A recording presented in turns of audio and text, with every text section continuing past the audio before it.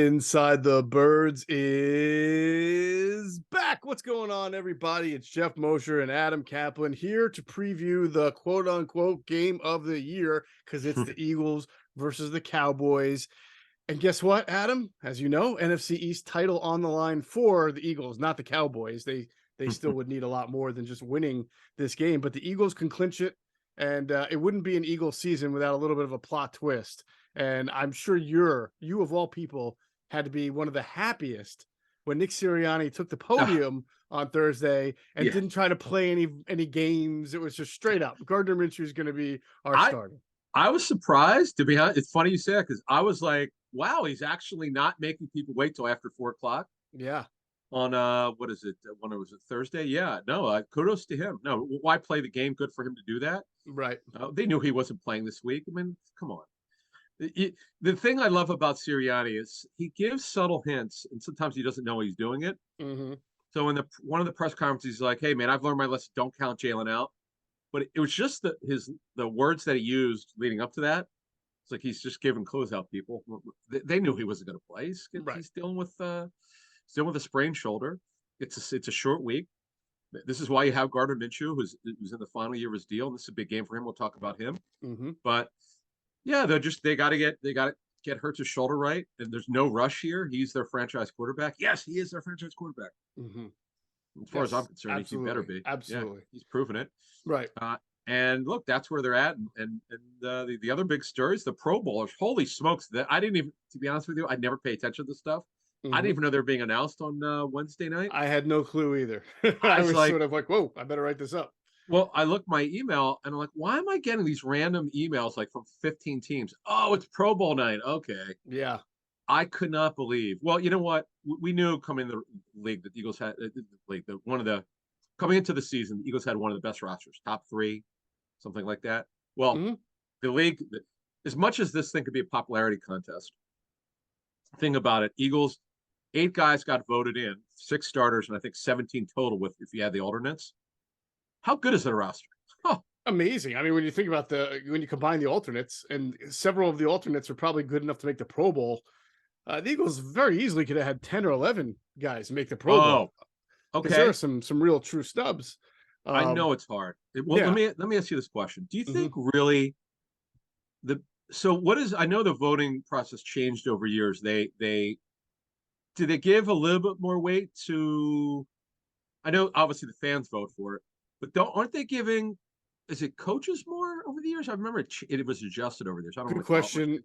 I don't know. I have to assume that you're right based on the fact that Javon Hargrave, I think, was leading the fan vote, had 10 sacks, probably most or up there with defensive tackles for sacks or interior linemen with sacks, and still didn't make the Pro Bowl. Honestly, I would not see. This is why you have to be careful with sacks. Sacks are literally individual plays. Yes. So I asked someone I trust who watches Eagles tape, because it's one of the teams that he's a guy some pro personnel. I said, hey, what do you think? Did you see the Phillies Pro Bowl list?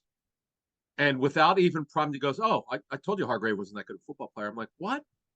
He goes, no, he doesn't play the run, okay, well at all. He's very explosive. He gets low. He's got great leverage. He's a good player, but he's not a Pro Bowler. He goes, I know nothing about how this works. I go, well, who do you think should have made it? He goes, I didn't see the list. Read it to me. And I read it to him.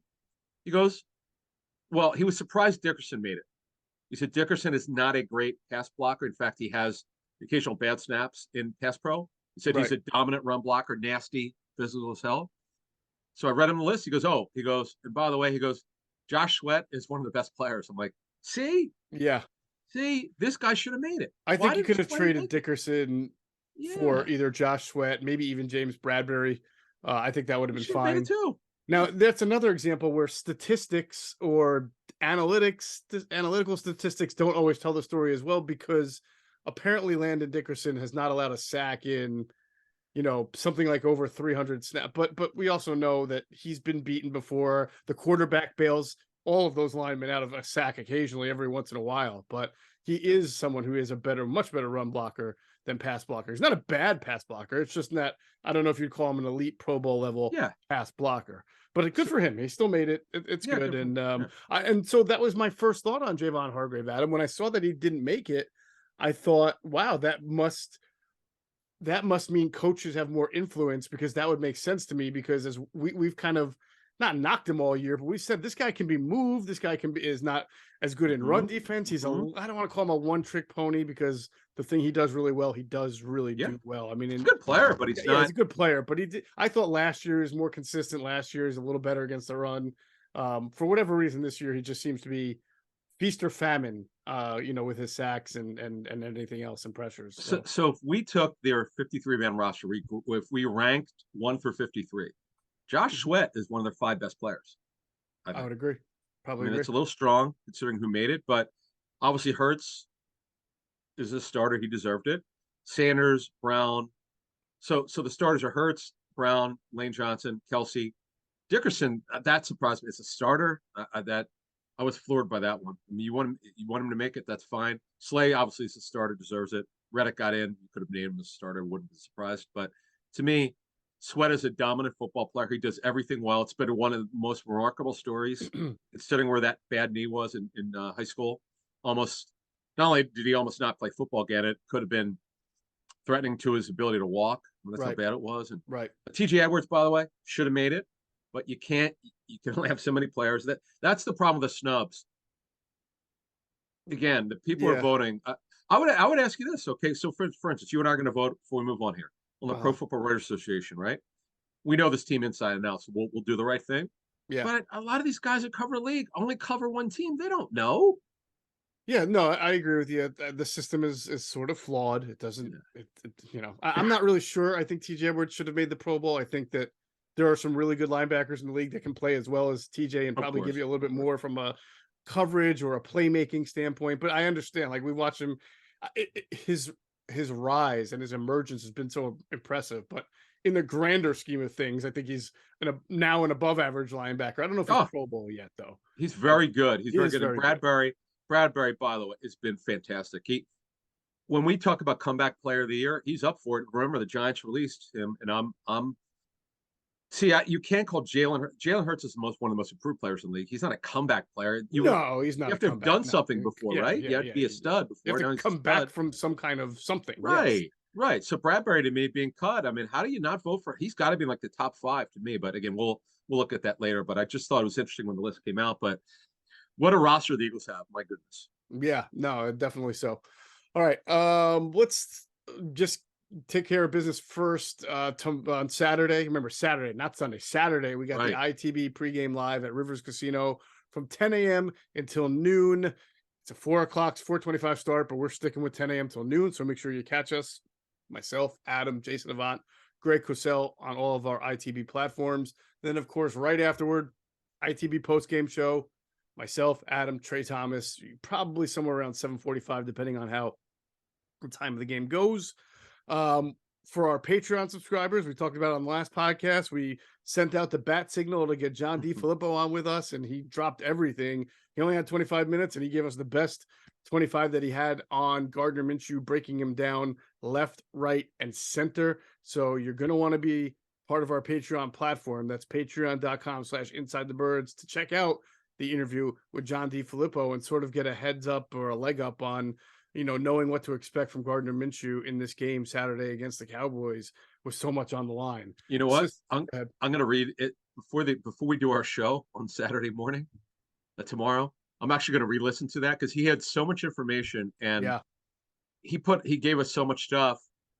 I was like, wow, okay. Because what I want to do is kind of use some of that for our show on Saturday, just a couple nuggets. But it was phenomenal, and we obviously have a big debt of gratitude to him for being so open about Minshew. And I'll tell you what, and I there's so much I didn't know about that season, that rookie season. We know he had a very good rookie season, but I forgot that Foles broke his collarbone in week 1, and Minshew literally came in cold and kicked ass. That's the thing about this kid, and the moment won't be big for him. No, that is the biggest takeaway probably from the interview with DiFilippo is how Gardner is wired and what he's going to be like. And then also a really good discussion on what he thinks the Eagles will do philosophically on offense without Jalen Hurts and with Gardner Minshew in place. Really good stuff.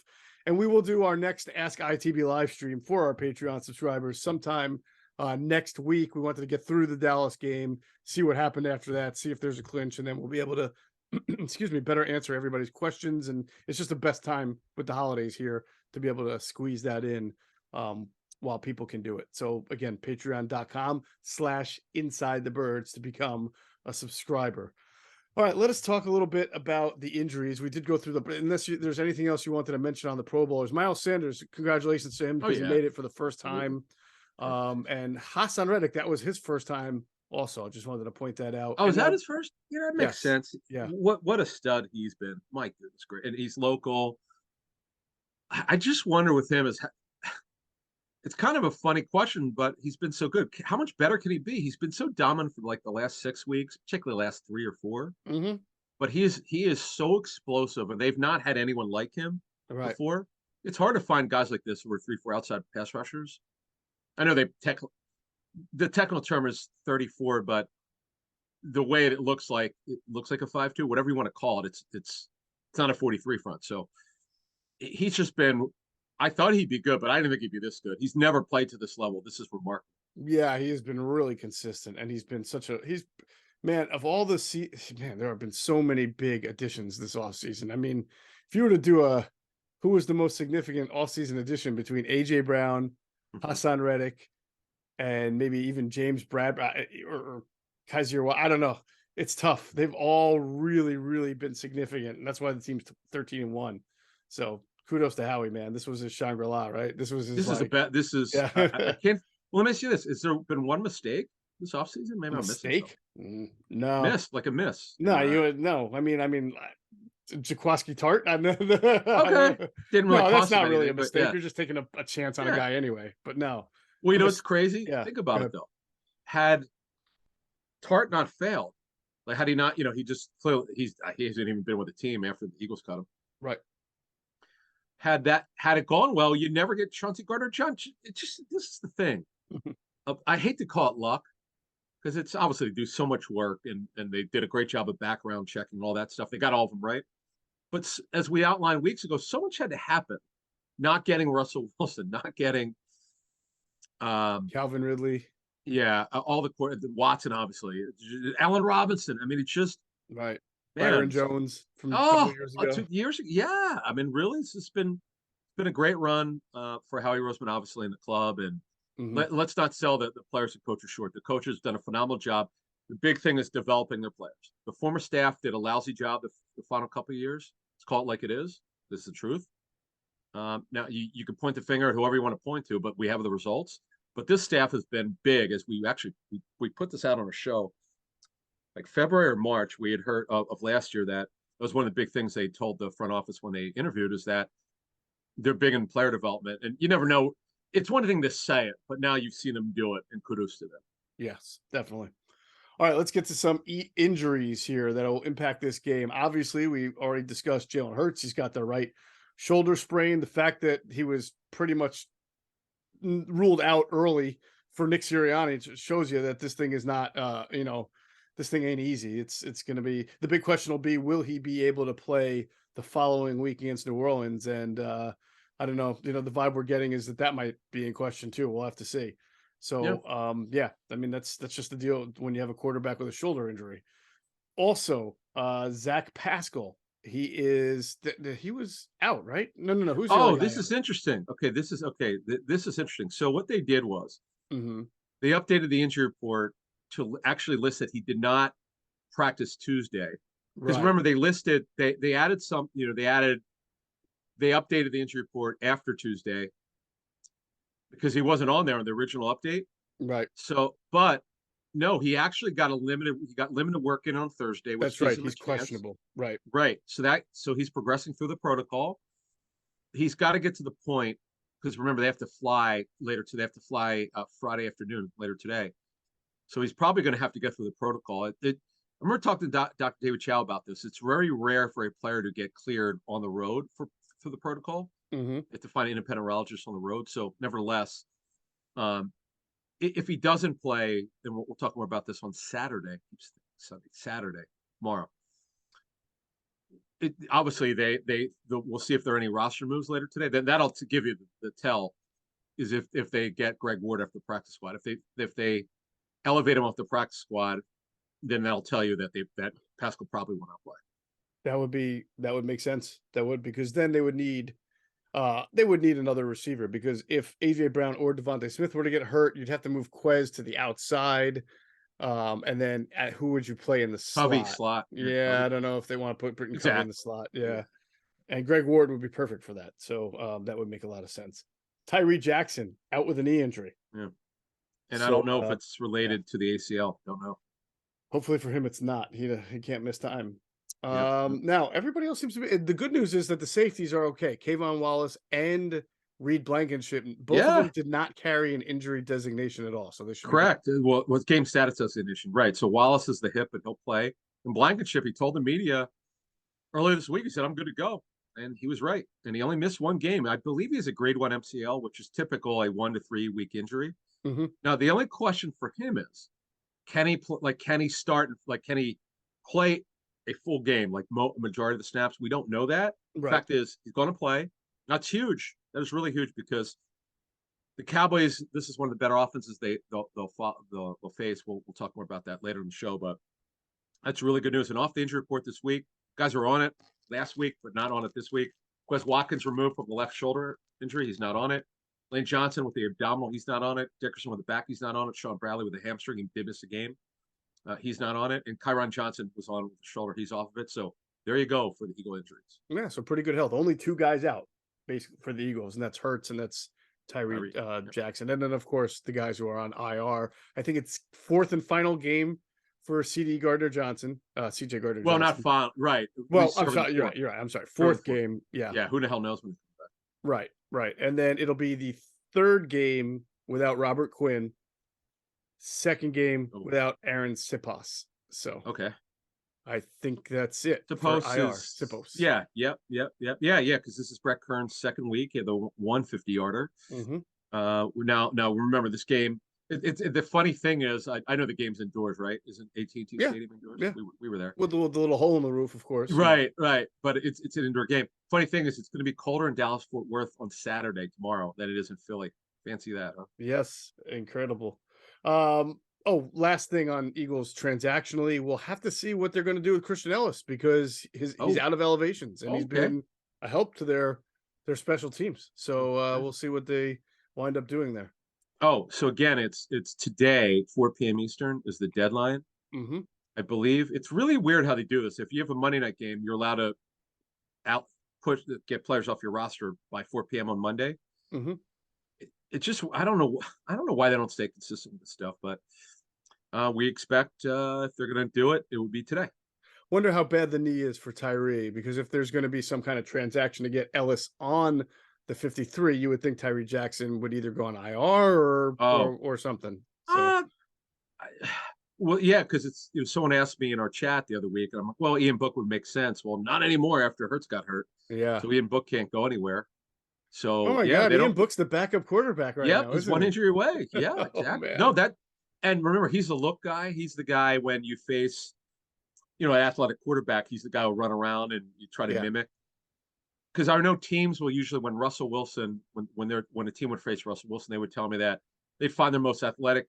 It could be a guy they might sign a guy if they know he's coming. If they know the game's on the schedule, they might sign a guy for a couple weeks just to give him a look. So anyway, Ian Book would be that guy. I'm probably mimicking Dak Prescott, but right now he's play away. Stay healthy, Gardner Minshew. Stay healthy. All right. Cowboys injuries. They've got a few. Leighton Vander Esch, the big one right now. He's had neck injuries throughout his career. I thought I read that this one is not related to his surgery, but I mean, how big is your neck to that? That's sort of weird, but okay. But you're just, anytime it's through the neck, you're concerned that he can't play. Definitely. Neck injury is concerned. Damone Clark, who's a rookie, 5th rounder, mm-hmm. he played most of the snaps last week in his place, so he'll start this week. Micah Parsons gave him a scare with his illness. they've had issues with illness where players have missed time due to an illness, Mm-hmm. but they don't list now. They're not required to list COVID-19 related anymore. Like in the NBA, they do, but they don't here. So anyway, uh, they believe he'll be able to play. Now, Trevon Diggs was added after Thursday's practice. He did not work on Thursday, Mm-hmm. but he has no game status designation, so he will play. And then you've got the lineup changes. Terrence Steele out for the season, the right tackle. Mm-hmm. I love what they did last week. Steele's out for the season with an ACL. Tyron Smith, who's not played right tackle at the NFL level, he started last week. And then old man Jason Peters returns 41 next month, very early next month. He came in to give Smith some snaps because it was a conditioning issue. It was his first game back. Mm-hmm. Maybe he plays all the snaps this week. It's amazing that they took two guys who are probably going to go to the Hall of Fame at left tackle, both of them, and have never played right tackle, and moved them both and played both at right tackle instead of the rookie, Tyler Smith, who's just gets to stay at left tackle. That is some unbelievable stuff right there. But actually, it makes sense because they probably figured these two guys are so talented, so experienced, and so understanding of their jobs for the last 15 years that they can move to right tackle and not get screwed up in the head the way maybe Tyler Smith if he had to move to. So Peters played right tackle for them earlier this season, and I didn't hear, like, I know talking to the Bears last year, they thought Peters still had something left in the tank, but the Bears people who are running it now didn't want him back. They want to get younger. That's what they've done with their offensive line. Now, the other injuries for them, Jonathan Hankins is out to the playoffs with his right shoulder injury. Remember, they got him from the Raiders. Jordan Lewis is out for the season. Broken foot, I believe. Deron Bland's replaced him in nickel, although they're having problems. Kelvin Joseph got benched. He's kind of in and out of the lineup, so Bland sometimes plays over him. And Anthony Brown tore his Achilles, so he's out until next summer. So they've got issues at corner, and we're going to discuss that when we get into the matchups. We are. All right, we'll get into the matchups in a second. First, go get your game on at the Gallery Bar Booking Games in Ocean City Resort this football season. Cheers your favorite cheers your favorite drinks while cheering on your favorite team. Get in on a parlay while in the middle of a party. Go for the sports scene and go for the endless screens. Go to the Gallery. Go to Ocean. Go for the win. For more information, visit theoceanac.com. Must be 21 or older. Gambling problem, call 1-800-GAMBLER.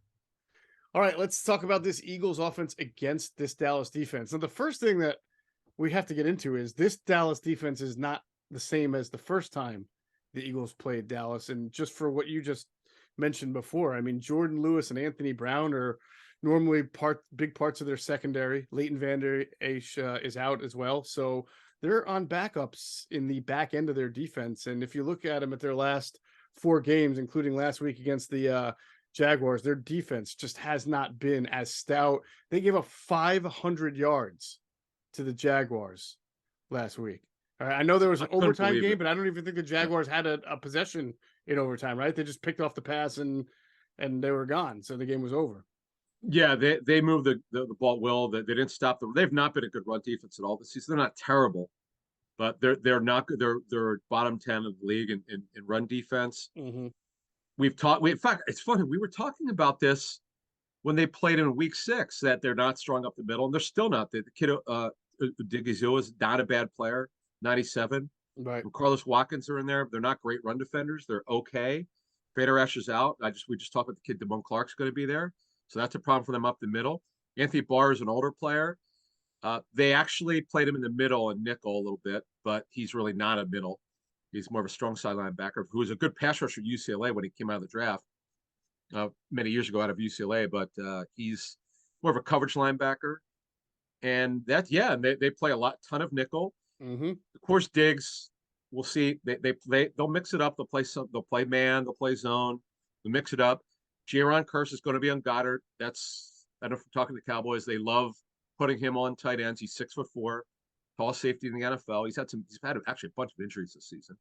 Mm-hmm. Donovan Wilson, you'll see him number 6, who's really good, back-to-back really good years. And just overall, as we take an overview, Dan Quinn's a really good D coordinator, but the problem they're having is at corner, as you mentioned, they're really getting housed. And boy,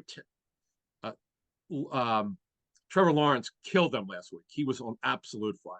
Yeah, 318 yards, 65% passing. And then, of course, the Cowboys also, as you mentioned, gave up 192 yards on the ground. Hmm. Jaguars are not a team that loves to sit there and play ground and pound on you, but they ran No. for 192 yards on 27 carries. They averaged 7.1 per carry. Every single ball carrier had a run of at least 10 yards. ETN had a 16-yard run. Agnew had a 30-yard run. Lawrence himself had an 11-yard run. And Hasty had a 13-yard run. So Jamal Agnew is their special teams returner. He also used to be a slot corner for Yeah. the Lions, and he's also played receiver for Jaguars. In fact, he was doing well before he had a serious injury last year. So you bring that up, right? So he got carries. I wonder if they'll try Watt. I know the end arounds and wide receiver screens have not worked with any of their receivers. Really, it's the only thing that hasn't worked. Maybe because you'll see what Quez in motion. He's been one of the motion players. They did some orbit last week. Mm-hmm. I wonder if they'll try that, seeing that Agnew did well. Look, it's a copycat league. Yeah. Wouldn't surprise me if they do that. ETN is a slashing type running back. Mm-hmm. Sanders could be like that. Now here's the thing, right? As we look at the Eagles offense versus the Cowboy defense. Yes, the Eagles offense will change in one way because Minshew is a scrambler. He's not a runner like Hurts is. I get that part of it, but they're not going to hide. They are not going to hide Minshew. They will throw the football with Minshew. You don't have to worry about weather. Heck, they throw the ball like crazy with Hurts, and it was windy as hell. They didn't care. Right. So look, they're going to throw the football. This is what they do. But I do expect, and I'm going to take Sirianni at his word. He didn't. Sometimes when he doesn't agree with the media or when he does interviews in WIP, Mm-hmm. he'll say, "No, I don't agree with that. We want to do this." He owned up to it. Says, "Hey, we might as well got to. Yeah. You can't go 4 series and not get your starting running back the ball. Who, by the way, is going to hit over 1,400 yards this season if he plays all Amazing. 17 games easily, probably. So yeah, I expect him to get the ball, but they're not going to hide Minshew. This is not. No, we don't trust him. No, This kid's a really good backup quarterback, and you saw it last year against the Jets. They will throw the football. Yeah, they will. Now the question is, their game plan in the first game for Micah Parsons was impeccable. It was basically make him the conflict player, run RPOs to his side, run read option to his side, make him have to decide whether the quarterback's going to keep it or throw it. Sometimes they brought Goddard around as a blocker, but then turned him into a pass target within the same play. And you saw Micah was like in between. They neutralized him that way. But there's Great no job. It's a non-factor. but there's no threat of Gardner Minshew. I know. Like you said, he can scramble, but he's not going to be a designed runner that's going to keep a defensive end or an outside linebacker in a conflict position. So what is their plan now for Micah Parsons becomes the question for this game. Great, yeah, great point. Look, it's you got this all-star offensive line. They should be able to hold their own. I know Parsons arguably one of the best pass rushers in the league. There's no doubt about it. He's terrific. And they move him around. They're always looking for Dan Quinn is always looking to find an area where you exploit, and no one's been able to do it at all. To be honest with you, people talk about Isaac Seumalo as an alternate, by the way, for the Pro Bowl. Okay, if you rank 1 through 5, maybe he's number 5, but he's still a really good football player. They just don't really have a weakness on their offensive line, so I'll be interested to see what DQ does here with his game plan. But to me, knowing the staff, just studying them, I know they're going to see a weakness. It's Kelvin Joseph who struggled. He was a really good football player at Kentucky. He had some off the field stuff. That's why he dropped out of the first round. Talented kid, but he's been wildly inconsistent. You're going after him, and nobody's scared about Trevon Diggs. Has been feast or famine. Good player though, but no one's going to be scared about him. And they play a lot of nickel. So Bland, number 26, is playing on the field a lot. Yeah. To me, now the only thing is we don't know because Minshew's played with Devontae Smith. He has not played with AJ Brown, so it's hard to project AJ Brown's numbers for those of you who are in fantasy semifinals this week. But they're going to spread it around. The other thing is, and it's obvious, Minshew does not have Hurts's ability to throw the ball downfield. We know Hurts is one of the better deep throwers. Minshew is a short to intermediate area guy. You saw him and Goddard, by the way, hook up like crazy in that Jet game. So I think that's kind of where the game is. But now here's how they can do it. Bang 8 over the middle. You saw it last week against the Chicago, against their zone. They found the void, and they killed him over the middle. So I could see some of that. Yeah, absolutely. And you go back to that Jets game last year, and he definitely had a good rapport with Dallas Goddard. I think it's going to be tougher because A, it's not the Jets. The Jets stunk last year. They're And great this year. B, Jaron Kearse is pretty good at defending tight ends. But if you do remember that game, it looks so good in real time. But I remember us doing the film review, talking to sources, going back ourselves, looking at it. There were like a decent number of balls that Gardner Minshew threw that were either underthrown or you knew against a better team would not have hit the intended target. Not to take away from him, he did a great job. But again, it was the Jets. The Jets were god awful, and this is not the Jets defense right here. This is the Jets have one of the best. In fact, 2 new starting corners. They're locked down. They shut everyone down. Way better. Yeah. Oh yeah, they shut everyone. One of the best defenses of the league, and they're one of the worst. So yeah, absolutely. I think you know, you that hit it on game, the head there with number 26, Deron Bland. I mean, if he's a if good they're going to player. come out throwing, which I still think they will do, I don't think they're going to go ground and pound just because Jalen Hurts is not in. I think that that's the guy they're going to target really early. Well, Kelvin Joseph would be the guy. That'd be the guy. Okay, yeah, Joseph too. But if he gets benched, you said he was benched, so I Joseph didn't was know the if, bench. Joseph was benched. Yeah, he right, was benched. right. He's been in and out of the lineup, sure.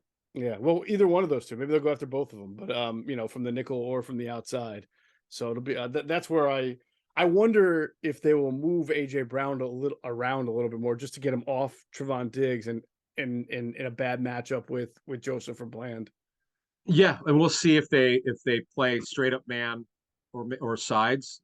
Just if they keep Diggs on one side, we'll have to see what they do here. But overall here, if the Eagles can protect, they'll be able to get their plays. They'll be able to get their plays, particularly over the middle. We know that Goddard should be heavily involved. I get Kearse is a tall guy, but Goddard will be physical. He'll be fine. I expect him to be targeted pretty well. In fact, the game against the Jets, 6 for 6, 105 and 2 touchdowns. And I know the Jets were bad defensively. I'm just giving you an example of they were able to hook up. Remember, they were over routes. Mm-hmm. Last year, because that's really all.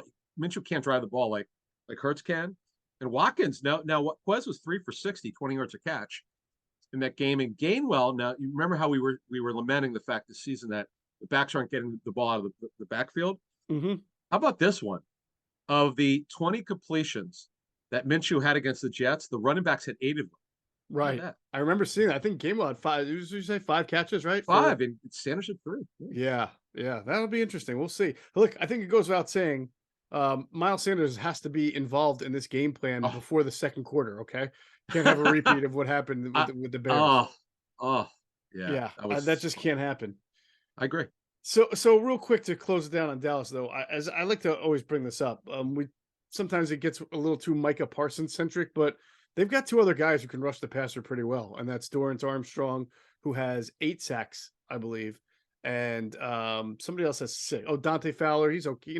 He's always been a journeyman. Decent player. He's played for DQ. Decent. But Dorrance Armstrong's a good physical, fast, tenacious pass rusher who's given the Eagles some problems in the past. Oh, DeMarcus Lawrence, he's the one who has 30. Oh, Tank. Tank's got 6 sacks too.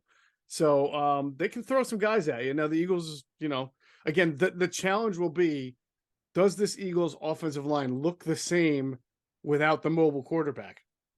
It should. It's still a very talented line, but we know that they work well together, and that there are times where Jalen bails them out, and we sometimes forget about it. One thing on Armstrong, he has a knee injury. They do expect him to play. Now, DeMarcus Lawrence has had this foot injury for most of the season. He's not quite himself, right? But he is long. He's productive. He's a good football player. They just have to match Dallas's physicality. Yes. And the Eagles have 9 road wins in a row. Best of the NFL since last December. They haven't lost in almost 13 months. The crowd won't bother them. The Eagles are great on the road. Nothing seems to bother them on the road. It's pretty remarkable to me. They just have to handle themselves, though, with whatever crowd noise that is there. I think Quinn's going to come after Minshew early. Oh, you think of blitz him? Okay. I do. I really do.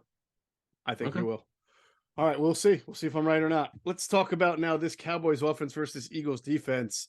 Cowboy offense has been really, really wacky. They had this game a couple of weeks ago against the Bears, was it, where they scored 56 points or 54 points? Yeah. And mainly because the Bears kept coughing the ball up.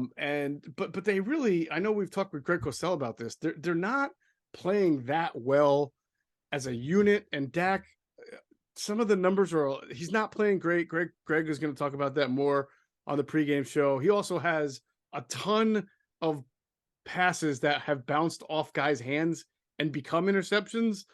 But the bottom line is, he got like what 7 or in the last 3 or 4 games. So it's not all mistakes by the receivers. He's not playing as well as he expects himself to play, and they expect him Not to. super sharp, right? Not Yeah. super sharp. I'll say this though.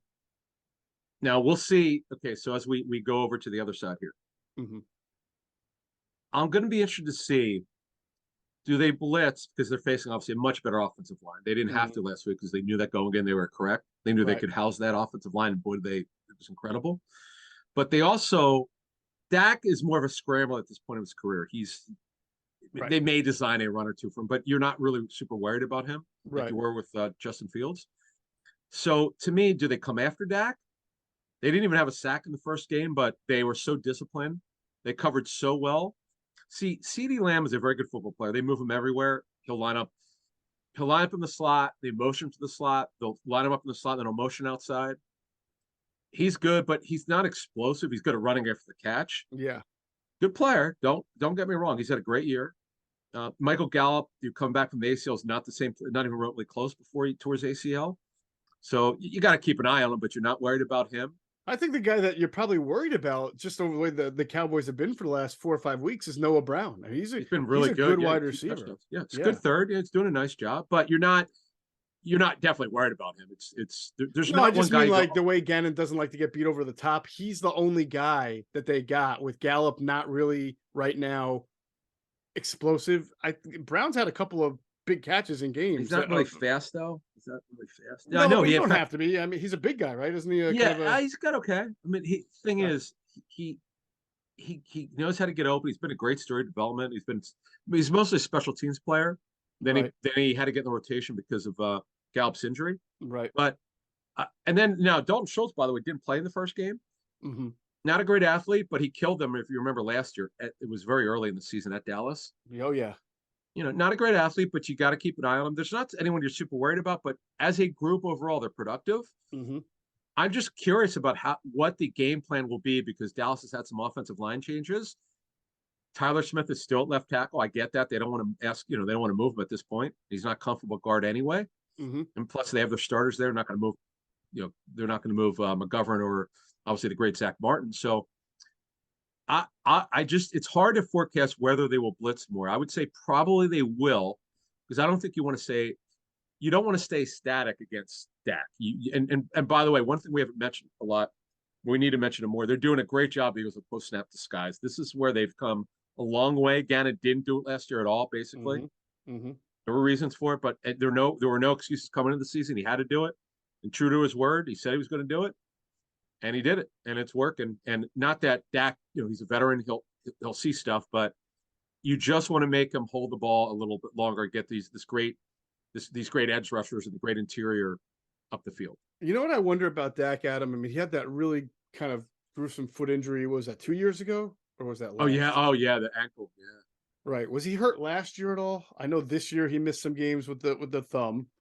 He Missed a broke his lot of thumb pretty time. early, and then I have to go back and check. I couldn't remember if he missed games last year as well. But Last year he actually only missed one game. right, He see the thing is of all it's interesting. He had injuries his first 4 years, but didn't miss any time. right, 2020, as you said, the gruesome ankle injury. yeah, He missed only one game this season, and he came back from the fractured thumb. right, So he's the injuries are starting to pile up with him. You do worry about that. yeah. So what did he miss? Like 5 games this year? Yeah. Because Cooper Rush started 5 or 6 games, but Yeah, boy, did they get the rush. I mean, yeah, I know that they didn't sack him, but they made him hold on to it, and he made some bad mistakes. It's funny because everyone was talking about. It wasn't that they were going to.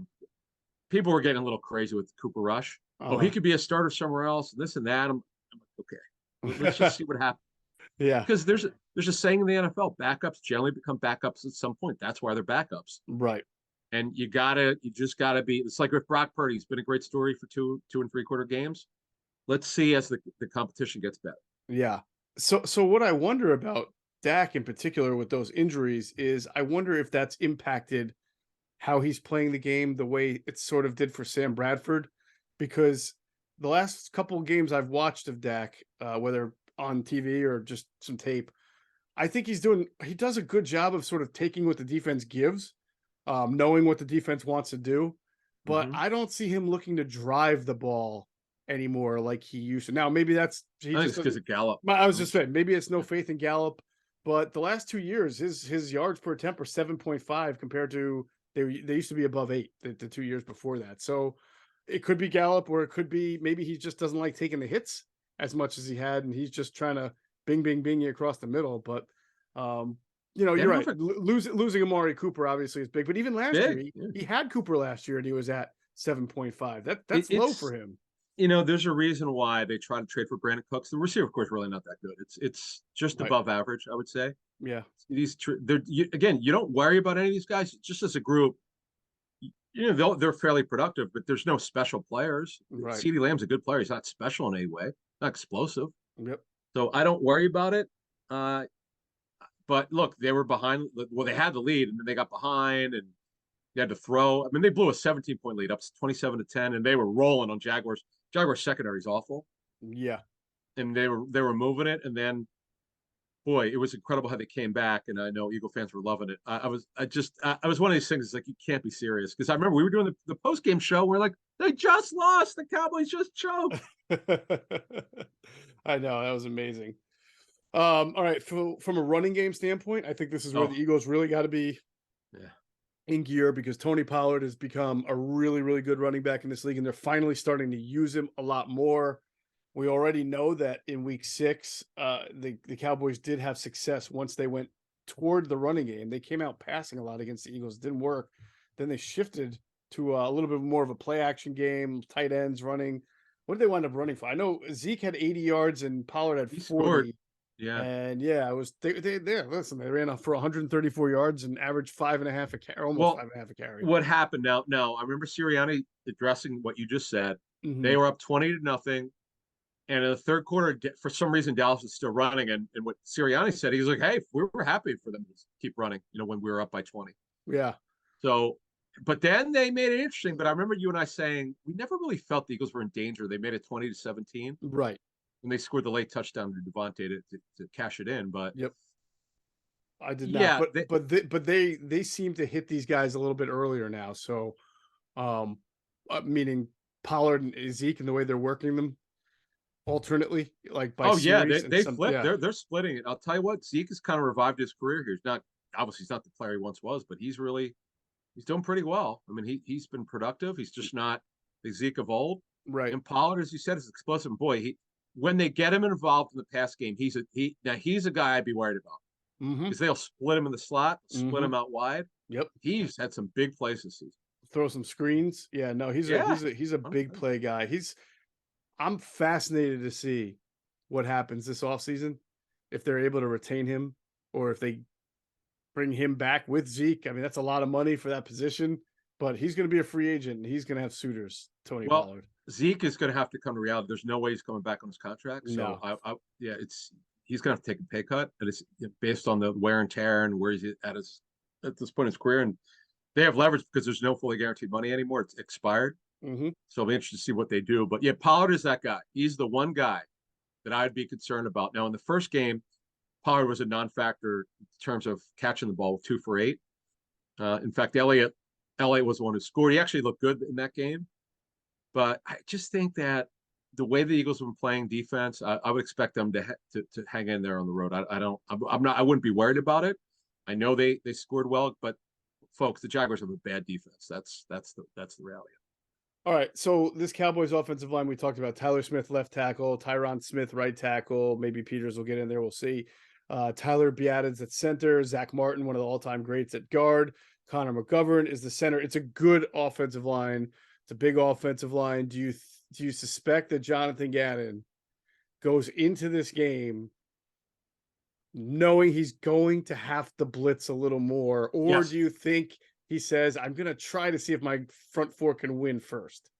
Or front I five? would say that's a great way to phrase it. I would say he will wind up blitzing. The question is, because they're a below 20% blitz team. They were in the mid-20s. The Fangio scheme, Vic was usually middle of the road he was a selected blitzer. The Eagles are kind of like that. Yep. It's really by opponent and then what's happening during the game. If they feel like they need to do it, they'll do it more. But man, the Eagles stunt game is on, man. I got to give Jeremiah Washburn, Jim's son, and Tracy Rocker, and anyone who game plans for them. They do a hell of a job with their package there. No doubt. No doubt.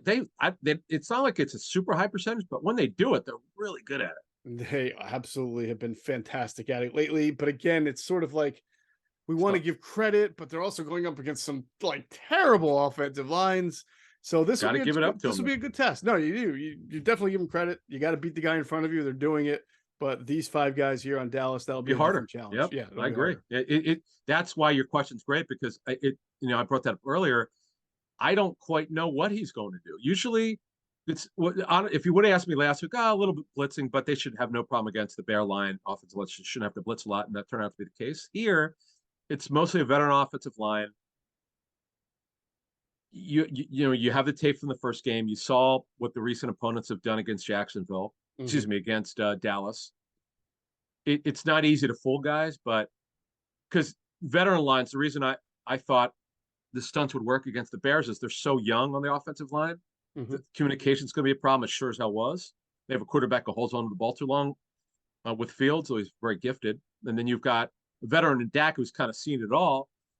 But Dak has, over the years, if you get after him, he'll bail. He can run a little bit. There's sometimes he makes every once in a while make a bonehead pick. He gets rushed, and all quarterbacks are human. So I would say probably up the blitz percentage a little bit. All right. I was afraid you were about to go Shady McCoy on Dak Prescott here. What did he say? I saw it social. I'm always laughing. It was not good. It was something you should not have said on a listen. No. I get that the point of that show is to be as outrageous as possible, but that was crossing the line a little bit. I saw something, but didn't. He said Dak is ass. I mean, that's what kind of analysis is that? Okay, he probably hates the Cowboys. Of course he hates the Cowboys. We know why he said it.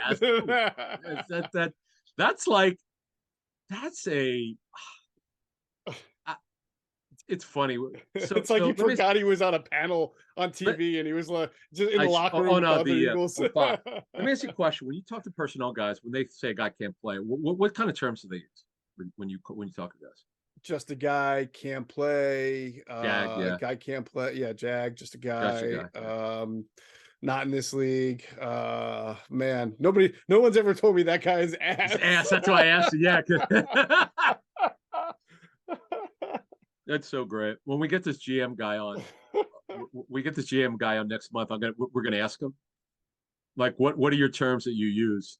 Look, it's okay. I mean, I'm sure the guy will do it. The guy's pretty cool. Yeah. Know the guy a little bit, so I think he'll be willing. I love the scouting terms, man. Yeah. Yeah. But getting back to this matchup, this is a fun one, and I think what was it you noted on our show weeks ago? This is the first time in years. What was that? Both teams have to be pretty good. Cowboys and Eagles. Well, I mean, last year both made the playoffs too, but I mean, the Eagles weren't really that good last year. No, they weren't. The Cowboys weren't either. They lost to the 49ers in the playoffs. So yeah, it's just very rare that the last time they played each other in the playoffs was 2009. So that's 13 years ago, if I'm not mistaken. So but by the way, if the Eagles win this game against the Cowboys, it will be the 18th straight season that the NFC East did not have a repeat champion. 18 seasons. Well, it's I guess the Eagles aren't going to be winning the division next year. Yeah, right, exactly. It's just that is the most ridiculous stat. I remember we put it on the show like a year or two ago, and this it's one of those this can't be true. No, there are only 4 teams in the damn division. What the hell? It's true. Who do you think's winning? So who's going to win the NFC East next year, Adam? Who's your early handicap to win the NFC East? I got it wrong with the Giants last year, or whoever the hell I picked. You had Washington. So. Yeah, I had Washington. Yeah, I took Dallas this year. You took the Eagles, so you did a good job. Did you really take that? I can't remember our preseason picks at all. Okay. Yeah. So maybe next year I'll go with the Giants, and you can take Washington. Well, they haven't got it right at quarterback. But they have a good roster. You know, it's funny you bring that up, because if you looked at who could be the Eagles contender, if they could finally figure out a quarterback, their offensive line isn't great, but they're really good at receiver. Right. Very good defense, well coached. Yeah, they could be something interesting. All right. It is time to do our thing at the end of Our this bidding. podcast. Of course, first, we're going to tell everybody make sure you check out our friends at phlsportsnation.com, enhancing the fans' experience with their coverage of all Philadelphia sports teams. For the fan, by the fan is their motto. So make sure you check them out at phlsportsnation.com and on Twitter at phlsportsnation. Let's also take a minute to hear from our friends at Sky Motor Cars. Sky Motor Cars in Westchester is a different sort of dealership. All it takes is one look at their Highline pre-owned vehicles that people all over the country want and need. Owner Brett Schiller, make sure you don't spend a dime of your money before you purchase the car. Sky Motor Cars allows you to make all the decisions regarding your next vehicle. At Sky Motor Cars, you never have to spend more than necessary. Visit SkyMotorCars.com today or call 610-918-7225.